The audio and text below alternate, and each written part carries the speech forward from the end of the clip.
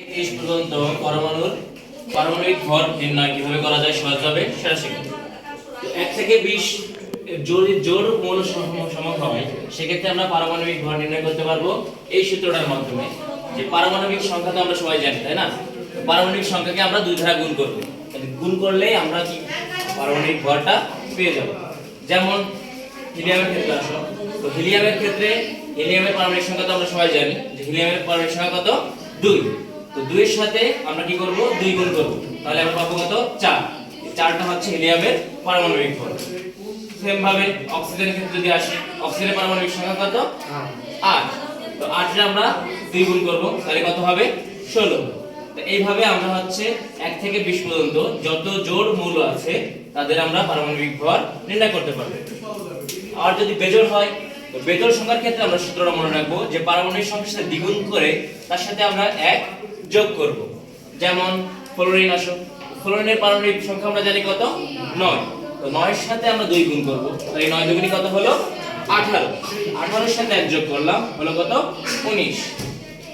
Same পটাশিয়ামের ক্ষেত্রে যদি আসি, পটাশিয়ামের কত পারমাণবিক সংখ্যা 19। তো 19 এ 2 দ্বারা গুণ করলে পাবো আমরা 38। 38 এর সাথে 1 যোগ করলে হবে 39। তো আমরা এই ক্ষেত্রে দুই একটা মৌল মনে রাখবো, যেমন হাইড্রোজেন। তো হাইড্রোজেনের পারমাণবিক সংখ্যা আমরা জানি কত 1, কিন্তু এর ভর সংখ্যা কত হবে 1। তারপরে আছে বোরন, বোরনের কত বেরিলিয়াম, বেরিলিয়ামের কত 4। তো 4 হলো এর পারমাণবিক ভর আমাদের সূত্র অনুযায়ী কত 8 হওয়ার কথা ছিল, কিন্তু হবে কত 9। আবার আসুন নাইট্রোজেন, নাইট্রোজেন কত 7।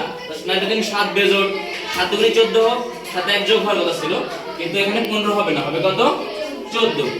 আরেকটা মৌল আছে সেটা হচ্ছে ক্লোরিন, ক্লোরিন কত 17।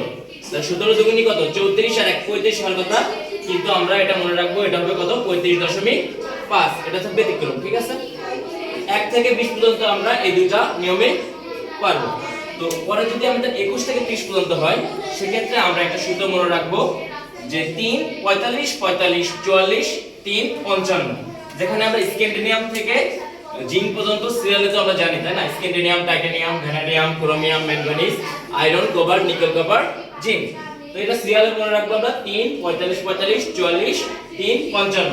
আর একটা সূত্র মনে রাখবো, সে আগের একই সূত্রের মতোই, যে আমরা পারমাণবিক সংখ্যাকে 2 দ্বারা গুণ করব, গুণ করে আমাদের এই n যে মানটা পাবো সেই মানটা আমরা যোগ করব। তো যেমন উদাহরণ হিসেবে বলা যায় স্ক্যান্ডিনিয়াম, স্ক্যান্ডিনিয়াম কত 21 পারমাণবিক সংখ্যা। তো 21 এর সাথে 2 গুণ করব, সাথে আমাদের n টা যোগ করব। তো স্ক্যান্ডিনিয়ামের লাইনটা দেখো কত শুরুই 3, তাই n এর মান কত হবে 3। তো 21 এর 2 দ্বারা গুণ করলে হয় কত 42, 42 আর 3 45। আর স্ক্যান্ডিনিয়ামের পারমাণবিক ভর 45। সেম কপার, কপার কত 29। 29 পারমাণবিক সংখ্যাকে 2 দ্বারা গুণ করলে কত হয় 58।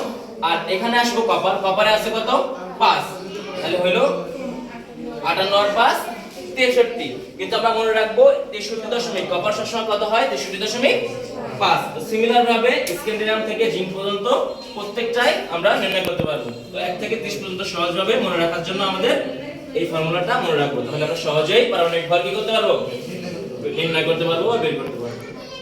ধন্যবাদ।